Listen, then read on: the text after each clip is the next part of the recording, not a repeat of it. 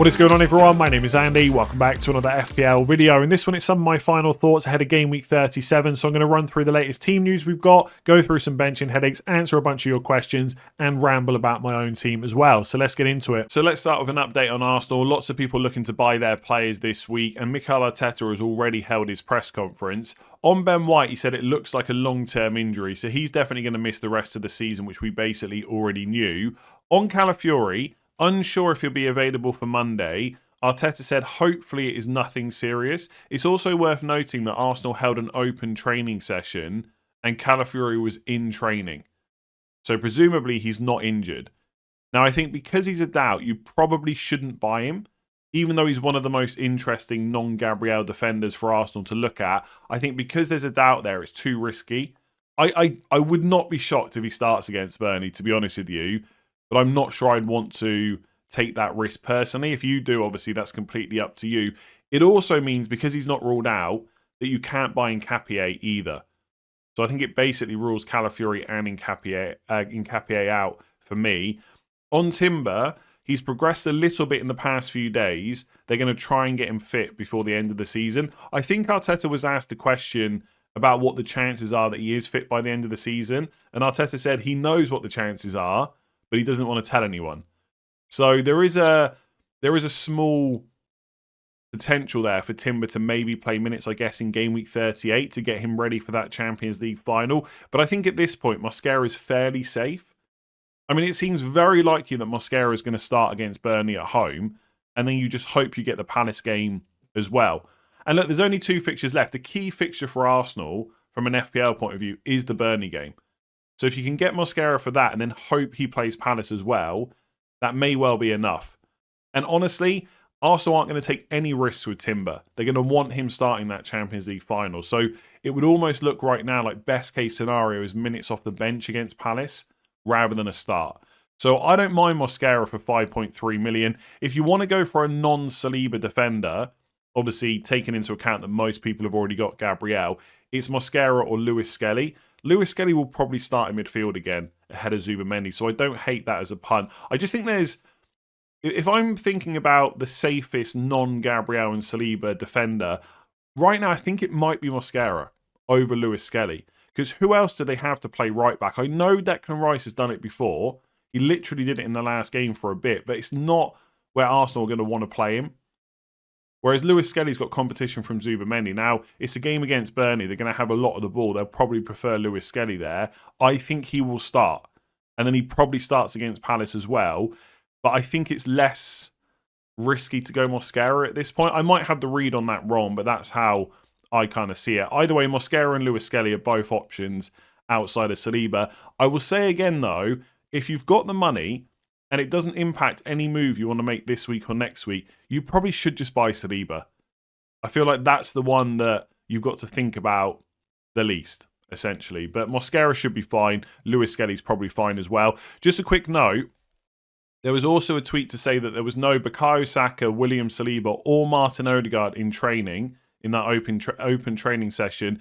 But the tweet went on to say, but it's understood they were doing individual training. And I should probably follow this guy as well because I've used his tweets twice now in this video. So they should all be fine.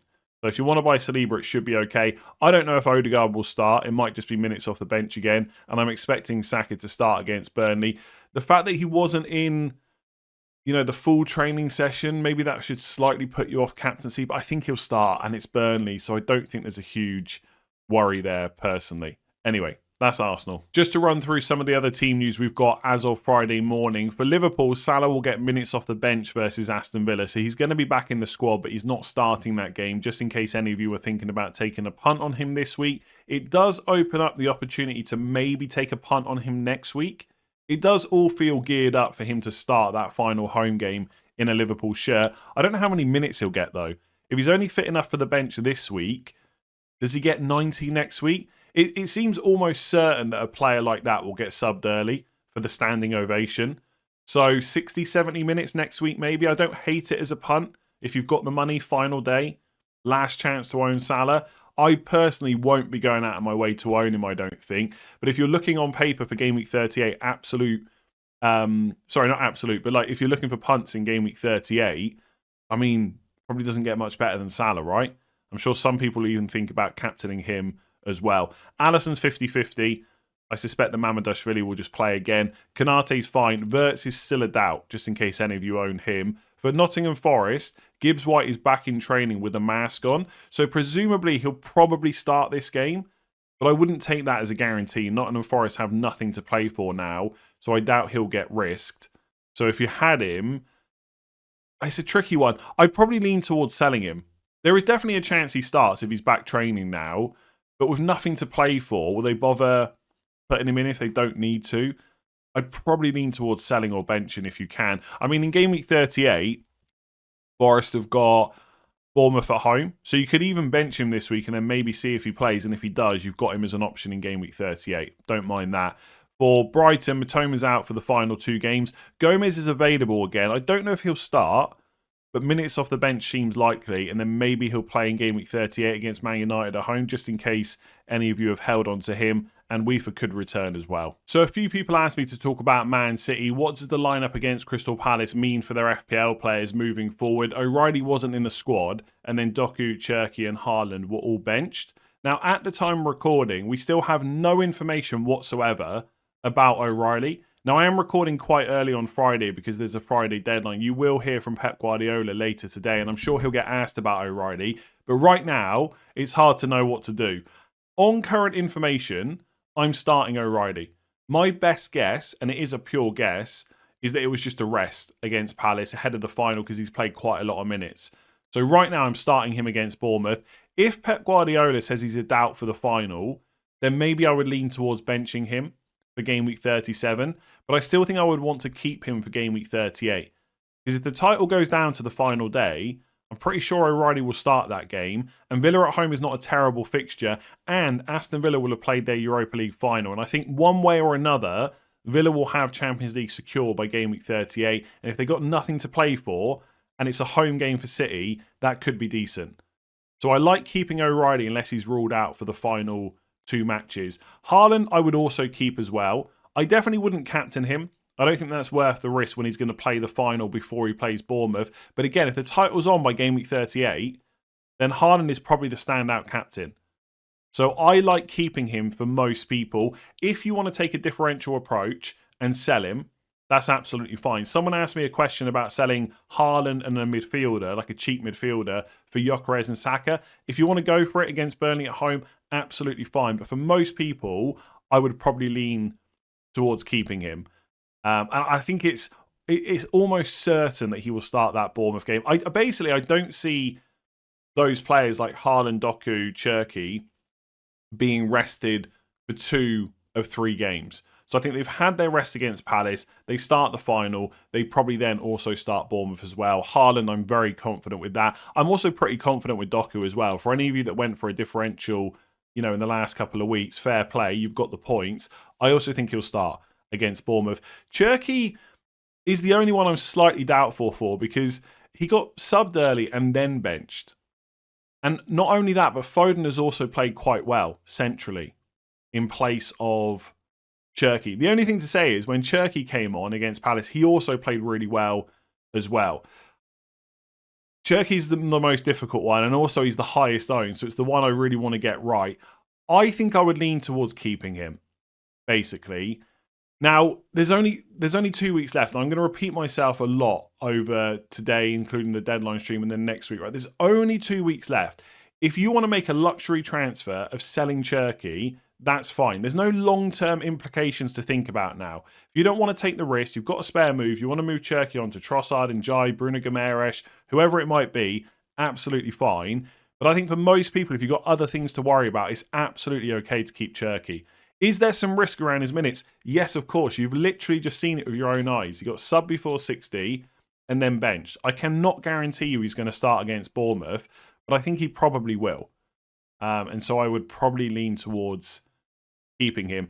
I mean, this always happens with Man City players, right? They look great and then they become a headache. It happens every single season, but I think you can keep him. I think he's played well enough for most games that he'll keep his place in that first 11. But it doesn't take much for Pep to change. And Foden has played well. So all I can say is there's some doubts now around Cherki's minutes. And if you want to sell him, that's absolutely fine, especially if the rest of your squad's looking great. So I should briefly mention Semenyo as well, because some people would be worried about him because he did start. So the thinking will be that now he's going to get a benching over the next couple of games, either in the final or against Bournemouth in game week 37. That's definitely possible. The only thing to say, in the current Man City setup, for Semenyo to get benched, it needs Semenyo to play instead. Haaland up front, Doku on the left, and then Cherki and Foden get you centrally. So it would need Semenyo to play right wing. Is Pep going to want to do that against Bournemouth? I'm not convinced. I think Semenyo is a bit of a machine when it comes to fitness. I think he's going to start the final and Bournemouth. I cannot guarantee that. I could be wrong. I'm wrong about a lot of stuff. But right now, I would predict a Semenyo start against Bournemouth. If you don't want to take the risk, Semenyo is sellable, or you could bench him. And I think the same thing applies with Cherki as well. If you don't want to take the risk, you could always bench them and then reassess ahead of game week 38. And I do think game week 38, final day, could be a good fixture for Man City. And ideally, I think you want to keep your players for that game if you can. So, Semenyo owners, I get it, right? He started when the others didn't, so he's now due a benching. I just think he's going to start both games. I just think he's a bit of a machine, and he'll play in the final and Bournemouth. Can I guarantee that? Of course not. So let's go through some benching headaches for game week 37. Right at the top of the list, I've got two players that I would want to start, Danny Welbeck and Dominic Calvert-Lewin. Both good options this week. I've put Welbeck just ahead on the narrative that Brighton have still got something to play for. Now, I don't for 1 second think that Calvert-Lewin's going to get benched or that Leeds are going to down tools, but it does become a little bit more difficult to predict the minutes when teams are kind of safe from relegation or no longer have Europe to fight for and stuff like that. So my prediction right now is Calvert-Lewin starts, and he probably plays close to 90, but I guess I'm a little bit more doubtful about that than normal, which is why Welbeck is just ahead. It's a close call. Either way, I would probably want to start both of them. There is a conversation around Calvert-Lewin, though. What if you've got double Brighton defence? Do you still play him? I think that really depends on who your other attacking option is. So, for example, right, if it's Calvert-Lewin against your double Brighton defence or playing Tavernier, for example, I'd probably rather just play Calvert-Lewin. It's a home game. He's on penalties. I just think he's pretty good. So to bench Calvert-Lewin just because I've got double Brighton defence, I would only do it if I've got another decent attacker, essentially. Then I've got João Pedro against Spurs at home. There is some risk there because that game is 3 days after the FA Cup final, but it's a good fixture on paper. And I think João Pedro will start that game. Obviously, he could pick up a knock. He might play 120 minutes, and that means he doesn't start the next game. You never know. But I think it's a decent enough fixture. He's a decent enough pick. I would probably risk it. I know there's a narrative going around, by the way, that Chelsea will want to relegate Spurs. That is, of course, true from a fan perspective. But ultimately, the manager's going to make the best decision for the team. I don't think whether you relegate Spurs or not is really going to be part of the conversation. I might be wrong on that, but that's my take on it. So I don't think that's going to be a factor, but I think João Pedro will play. On the off chance that Chelsea beat Man City in the FA Cup, they will have Europa League secure and then pretty much have nothing to play for in the Premier League. So that might make it more risky on João Pedro's minutes. But I think for most people, I would start him. Harry Wilson against Wolves away. Yes, he's been subbed early in the last 2 games, but if you've got him, I'd probably have him quite high up the list because there is potential to get decent points in a fixture like Wolves. Then I've got Cherki. Then I've got Semenyo. There is part of me that thinks they should be the other way around, but because Cherki has just been benched and Semenyo hasn't been, there is a risk now that Semenyo's minutes are slightly worse for the next game. So when I said earlier that Semenyo is a bit of a machine when it comes to fitness, I do think he'll start, but there's obviously the potential to get subbed early. So I'd have Cherki just ahead of Semenyo. If we had like another 5 or 6 weeks left to play and we were talking generally about bringing one of them in, I'd probably go for Semenyo because I'd trust him a bit more. But for the next game specifically, I've put Cherki just ahead. It's a pretty close call. Then I've got O'Reilly against Bournemouth away. Again, on current information, I would start him ahead of most defenders apart from Arsenal ones this week. But wait and see what Pep says later. Then Van Heck. Then a Leeds defender. I've basically, again, gone with the narrative that Brighton have got something to play for. And then Senesi against Man City at home, right at the bottom. So let's get into some of your questions. What do you think about selling Chelsea players this week? I'm thinking of holding Enzo for the Spurs game. So on paper, Spurs at home, pretty good fixture. If you want to hold Enzo, Palmer, João Pedro, that's okay with me. It works. Is there some risk there? yes, 3 days before there's an FA Cup final, you won't get to see that game before the FPL deadline. Is it worth taking that risk? That's really up to you. It's your team. But ultimately, most of us will have 2 to 4 players in our squad from City and Chelsea. Most of us are going to have to play at least 1 or 2 of them. And that's okay. That is probably a risk worth taking because I wouldn't be taking -4s to get rid of these players. Just make sure your bench is in order because you may well need it this week. Look, I've probably already said what I'm about to say this week. I'm going to say it a lot on the deadline stream later, and I'm going to say it even more in Game Week 38. And I know it's a meme when I say it, but I'm going to say it anyway. There's lots of players for the final 2 weeks that are okay to keep and okay to sell. There are no more long-term implications to think about. If this was a situation where we had another 6 game weeks and Enzo was looking great and he had great fixtures and there weren't too many alternatives, I'd be saying hold on to him. But if your squad looks great and Enzo's the only player you're slightly concerned about, of course you can sell him. But he's not a must-sell because why would he be? It's Spurs at home. And I also don't think, and maybe I'm just reading this whole situation wrong, I don't think there's a huge amount of standout options this week or next week. There's lots of perfectly reasonable options. There's lots of perfectly fine picks, but that's about it. I mean, this week, what's everyone looking to do? Triple up on Arsenal. Like, that's it. That's the main thing people want to do. You know, is Calvert-Lewin fine? Yeah. So is Welbeck. So is Bruno Guimaraes. So is Bowen. So is a Brentford player like Thiago this week. So is maybe getting Cunha. Could Watkins do something against Liverpool? Yes. Could Szoboszlai do something against Villa? Also yes. Are Ndiaye and Michael Keane okay picks? And Tarkowski? Yes. Are any of these players standout picks that you have to own? Absolutely not. And so if you're not massively keen on any of them, and you'd rather save a transfer till game week 38, hope for chaos and rotation and team leaks and stuff like that, that's also fine. I genuinely, and I know this is a terrible thing to say because people watch these videos for opinion and advice, I'm not quite sure what the correct answer is. I've got 2 free transfers, and there's part of me that thinks just use them this week and hope for the best in game week 38. There's lots of other people that want to roll into game week 38 because the title might be over. And therefore they might want to get rid of more Man City and Arsenal players than they're currently planning to do. Both situations are fine. You can go either way. I've already said this week. In a lot of cases in game weeks 37 and 38, you are selling perfectly good players for other perfectly good players and hoping it goes right. Or going for a differential and hoping that gets you up the ranks or whatever. So when someone asks me for my opinion on Enzo, he's a good pick this week. Is he amazing? No. Is he a standout option? No.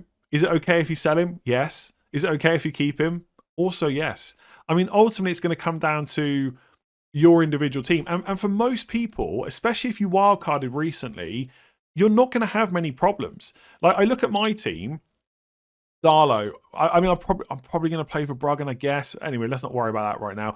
For Bruggen, O'Reilly, Van Heck, Gabriel, Semenyo, Gross, Fernandes, Saka, João Pedro, Calvert-Lewin, and Haaland. Where's the major issues there? There aren't any. So the only issue is the game's about to end next week, and I've still got 2 free transfers to use, so I might as well use at least one of them. Maybe 2. I know it's... honestly, I've made so many videos this week. I'm going to do it next week as well. I wish I had something more interesting to say or something that would help you make the decision. All I can say is most of the things you're thinking about are probably fine. I wouldn't take hits unless you absolutely have to. And if you're unsure, definitely roll to next week. That's fine as well. But yeah, I don't know. What do I think about selling Enzo? It's fine. It's absolutely fine. Do it if you want to. So our Brentford players like Collins and Lewis Potter being overlooked, they still have the chance of getting into Europe and they play Palace, who are on the beach. You know what? Brentford players might be... No, I was going to say they're absolutely fine based on what I've just said about Enzo Fernandez and more general chat about players right now. But in all seriousness, yes, they probably are being overlooked because although some people are struggling on where to use their transfers for the final 2 weeks, they still want players that they're happy enough playing in both fixtures. And I think when you look at Liverpool away, even if you think that Liverpool are not the team they once were and it's not a bad fixture, on paper you still don't necessarily want to play it in that game. So that's why they're probably being overlooked. But I agree, for Palace at home, they're pretty good. Like, if you want to bring Thiago back, I quite like it. And if you want to go differential in defence when people are looking at Arsenal defenders Tarkowski, why not Collins, who's great for DEFCON, 9.43 per start, or Lewis Potter, who plays in an extremely attacking role? Either he's a left back that gets forward, or he's playing in the front 3.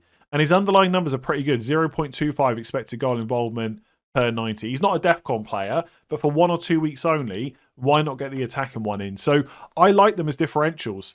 I mean, honestly, it feels quite difficult to actually name a differential right now. Because people will say, I want to go different, I'm buying Gyokeres. I think, well, he's had the most transfers in this week. He's not going to be 100% owned, but can we still have him as a differential? Saka, Trossard, they're not, everyone's talking about him, right? So are they differentials? Probably not. Tarkowski's being heavily brought as well. So if you want a defender for this week only, you don't need to worry about 38. Why not Lewis Potter? I think he's a pretty good option. Again, do I think he's the standout this week? No, that's probably Arsenal players against Burnley. But I've talked a lot about Tarkowski and Keane. But this week, is Lewis Potter Mars behind them? Absolutely not. He's just as good. He may even end up being better because Palace, like you said, have got one eye on Europe. I will say as well, for midfielders, a lot being looked at, Trossard, Ndiaye, Bruno Gyokeres, etc. No one's talking about Sharda. If you want a genuine differential, nobody is talking about Sharda against Crystal Palace at home. His underlying numbers are not bad. He's not that expensive at 6.8. Would I want to play him against Liverpool away? Ideally not, but it wouldn't be the end of the world for an attacker to play in that fixture. So you want a genuine differential, I'm saying Sharda. I'm really struggling to think of players that nobody's talking about and that are low owned. Like, I actually don't mind Cunha either against Forest at home. I don't know if he's that low owned, but I don't think many people are buying him at the moment.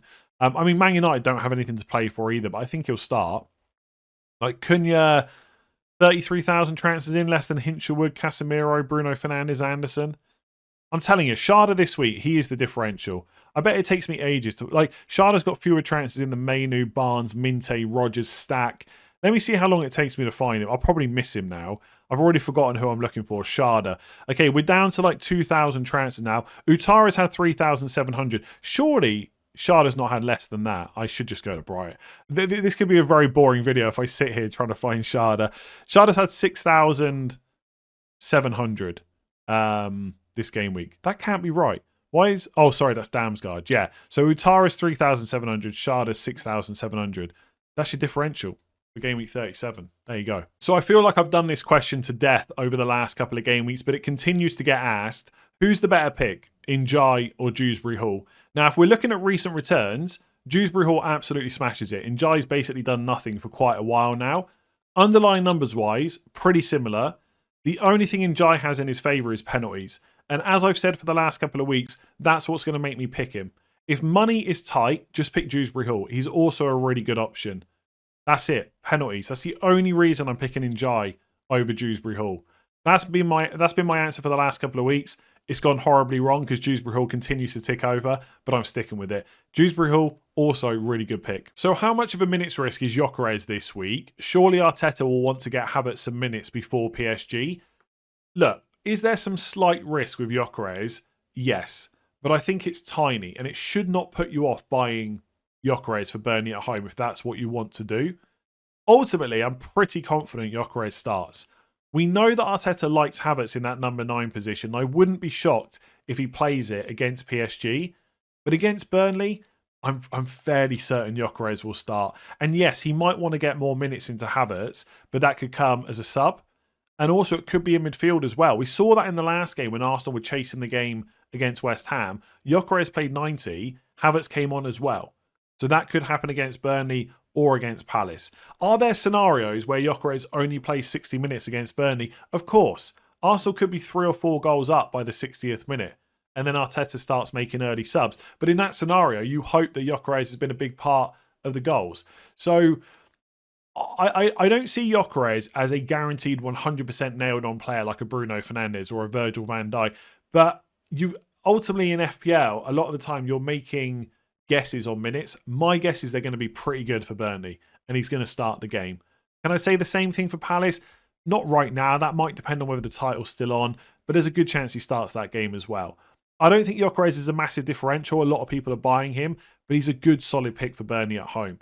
And if you're looking for the best 2 attackers, he's probably one of them. And I think he'll be on penalties as well. I got to be honest, I am still pretty tempted to buy him. I don't think I will because I'm quite happy with Calvert-Lewin and João Pedro. But there is a temptation just to get him because Burnley, there could be huge goals in that. I know we see Arsenal as this defensive first team, but I mean, even Arsenal could score a few against Burnley. So I agree. Havertz will get minutes over the next 1 or 2 games for sure. And there is a chance he starts number 9 against PSG.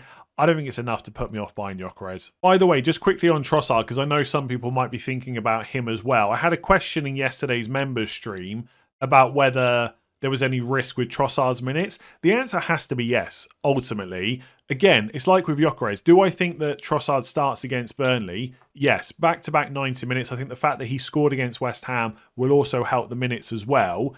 But there is some... would it be a complete shock if, I don't know, Rice, Lewis Skelly, and then one of Odegaard or Havertz started in midfield, and then Eze was on the left? Would it be a complete shock? No. Do I think that will happen? No, but I wouldn't be shocked about it. Same as if Martinelli started. So again, you have to weigh up whether you're willing to take that risk. But I think Trossard's probably fine. He probably starts against Burnley. And it's a great fixture. And also, he's more accessible than Saka and Gyokeres because people can get to him easier. He's only 6.5 million. So I think if you're looking to take a punt on a non-Saka or Gyokeres attacker, he probably is the one. But if you're looking for a player that you're going to get 90 minutes guaranteed from, then he's not the one for you. You should look elsewhere, like an Ndiaye or a Bruno Gyokeres or someone like that. But I think as it stands, he's a pretty good punt, Trossard, for Game Week 37. So I'm just going to run through some final thoughts on my own team going into today's deadline. I got 2 free transfers and 1.7 million in the bank. And it may not shock you to hear that I'm not quite sure what to do. I'm really torn. So this is going to be a ramble to get my thoughts out loud, essentially. If you want to switch off now, do. There's nothing else after this section. But yeah, what's playing on my mind? So first thing, I've got 2 free transfers. Do I roll one into Game Week 38 or do I use it now? As it stands, when I look at Game Week 38 fixtures, I do not see many standout punts that are going to be available. There's players that I'm happy to buy, like a Liverpool player against Brentford at home, like a Gakpo or a Szoboszlai, maybe even Anthony for Burnley against Wolves at home. I'm not against doing that, but they don't strike me right now as picks that I've got to save a transfer for. So I could use them this week. But then I look at my team, as I said earlier, it looks quite good. And most of the time this season, when my team's looked all right on paper, I've rolled and it's gone fine. So I'm in 2 minds about what to do. Maybe, if it's a coin flip decision, the best option is to save the transfer for 38 and just do something fun on the final day. Although I say that, and I'll end up doing something extremely boring. But who knows? Title might be over. There might be team leaks, stuff like that. So I'm torn between whether to make an attacking change or save it till next week. I also have a bit of bias right now. I think it's called anchor bias because I've thought about Ndiaye so much. The thought of him getting a return and me not buying him, it wouldn't be great. So there is part of me that thinks I should buy him for that reason, but that's also not a great reason to make an FPL change. Like Ndiaye's good this week, but is he good enough to bench a Gross, for example? I don't know. This is the problem, right? It's fine to do that. It's also fine to not. So I'm struggling a little bit. So I don't know. The closer we get to the deadline, again, this will not surprise you. I'm starting to lean more towards rolling that second transfer and just using one. Where will I use that transfer? Probably on a defender. Now, this is the other thing that's playing on my mind. Surely I've got to have 3 Arsenal this week. It's Burnley at home. Why would you not have 3 Arsenal? So then the question is, which one to buy? The only, and again, I'm starting to come around to the idea of buying Saliba. You know what, right? When I hear people buying, I think that's so boring. It's so uninteresting. Do you know how often boring picks just get points? Quite a lot. So if I want Saliba, it's got to be Van Heck that I sell because I can't afford him otherwise. Because Saliba's 6.2 million. I'd have 6.3 to spend. So then I'd have O'Reilly, Saliba, Gabriel. But if O'Reilly's a doubt, I don't want to leave myself with Struijk and Hill, I don't think. So the alternative is to keep Van Heck, which I think is fine, and then do Struijk to a 5.9 million defender or below, which if I wanted Arsenal, it'd probably be Mascara over Lewis Skelly. So I could just do that, and then I'd have 0.6 million to spend. Now, I can't afford to get Ndiaye then, but I could just decide what to do next week. And who knows? Next week, I would only have 0.6 million to spend. But if I've got 2 free transfers next week, I could do Semenyo out to a midfielder and then upgrade one of my other players. Like there'll be options with 2 free transfers. Or I think if I get Lewis Skelly in this spot, I've got 0.9. and then I can afford Ndiaye instead of Tavernier. I don't know. I mean, I could even just play O'Reilly, Van Heck, Gabriel if O'Reilly's fine, and just do Tavernier straight to Trossard. And while everyone else has got double Arsenal defence, maybe I go double Arsenal attack. And still only use one free transfer. And if I need to deal with Trossard next week, I can. Ideally, I want to bring in a player that I could play next week if I needed to. Trossard might be a headache. Might become a headache. I don't know. It's like, do I use both transfers and do I have to get 3 Arsenal? I mean, part of me thinks I don't have to have them. Like, Ndiaye could be better than Trossard. Keane could be better than Mosquera. And I think Keane and Trossard are probably better next week. But then I don't necessarily think Arsenal are going to mass rotate even if the league's over because of match rhythm. I'm so torn. Okay, I wouldn't be surprised if I end up with Saliba for Van Heck. Let's just say that right now. And I'm pretty sure I'm going to buy a third Arsenal. So it's probably Mosquera, Saliba, or Trossard. I don't know how to narrow it down. The attack looks fine. But then the attack looks fine, but it looked better with a second Arsenal player, right? I don't know. Maybe I go... Hang on a second. Let me just see if I can afford this. If I go for Keane from Strauch. Yeah, I can... Oh, no. It's Trossard. No, Trossard's 6.5, isn't he? See, I mean, I could do Keane and Trossard. But then maybe I go... Like, double Arsenal defense has been so good all season. And most of the time, we've just ignored the double attack. So like, I look at Keane and Trossard. I think that's quite nice. That's quite differential as well. But maybe... Mosquera and Ndiaye is this. Oh, I can't afford that. It'd have to be Lewis Skelly. Yeah, fair enough. I really don't know what to do. I think I'm leaning towards using one transfer, in which case it'd probably be on the defense and I would leave my attack. But there's only 2 weeks to go. Just take a putt. I don't know what I'm going to do. Arsenal defender, Trossard, Keane, Ndiaye. That's the main players I'm looking at. 1 or 2 of them are going to come in. And I'm not even trying to build suspense for the deadline shoot. I genuinely got no idea. And the only thing that's going to make me decide is when the deadline hits and I've got to do something.